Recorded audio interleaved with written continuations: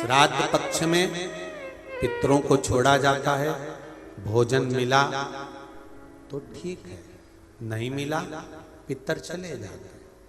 चंद्रलोक से पितृलोक के बीच में एक पितृलोक का सीढ़ी पड़ती है, जीना सड़ा सीढ़ी जिस पे पितर चढ़ के पितृलोक जाता है। उस सीढ़ी पर कौन रुकता है? उस सीढ़ी पर पितृलोक में जाते समय कौन रुकता है? तर्पण शिव महापुराण की कथा कर रही है कि पंचमी का श्राद्ध था, पितर आए पर आपके यहां पर उनको भोजन नहीं मिला, वो पंचमी के दिन का श्राद्ध नहीं जीम पाए, चले गए। पितृलोक की सीढ़ी पर जाकर बैठ जाते हैं। अंदर जो पितर जाते हैं वो पितर अंदर जाते हैं, जाने के बाद बात करते करते जाते हैं कि हमारे बेटे ने हमको खीर खिलाई, हमको पूड़ी खिलाई, और उनके मुख से जो राल टपकती है तो जो पितर भूखे रह जाते हैं वो पूरा साल उनकी राल को चाटते हैं और बद्दुआ देते हैं कि हमारे बेटे 5 5 4 4 3 3 2 2 इतने बेटे और हमको भूखा छोड़ दिया। तो वो बद्दुआ देते हैं, जिसके कारणवश पितृदोष होता है। और फिर ब्राह्मण देवता कहते हैं कि ये पितृदोष हो गया। पितृदोष क्यों हुआ? क्योंकि वो भूखे रहे।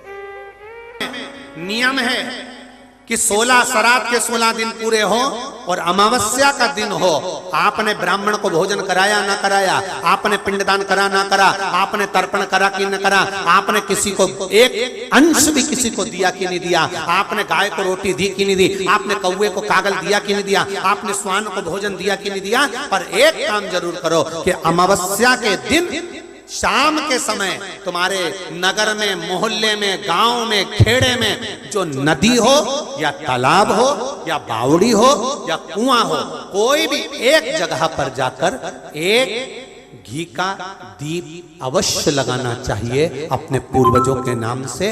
तो पूर्वजों को वो जो दिया की रोशनी होती है ना, वो दिए की रोशनी को पाकर पितर पूरी रात्रि भर भ्रमण, इसलिए कहते हैं ना दूसरे दिन देवी जी बैठने वाली रहती है, इसलिए कहते हैं अमावस्या की रात्रि बड़ी भारी होती है। क्यों कहते हैं? क्योंकि पितर सब इस मृत्यु लोक से चंद्रलोक होते हुए पितृलोक जाते हैं। तो जो दिया जलाता है उसके पूर्वजों को प्रकाश, रोशनी और राह मिलती है। तो उसकी जिंदगी में कितनी भी उलझन चल रही होती है, कितना भी काम अटक रहा होता है, कोर्ट में केस भी चल रहा होता है, या कितनी बड़ी भी बीमारी हो रही होती है, अगर वो अमावस्या के दिन शाम के समय दिया लगा देता है नदी के घाट पर या तालाब या बावड़ी या कुएं के घाट पर, तो उसकी जिंदगी में जितनी अटकलें आती हैं वो सारी समाप्त हो जाती हैं और रास्ता मिल जाता है। इसलिए अमावस्या के दिन का महत्व है। श्री शिवाय नमस्तुभ्यम। पितृपक्ष का बड़ा ही पवित्र महीना चल रहा है। अब पितृपक्ष के कुछ ही दिन बचे हैं।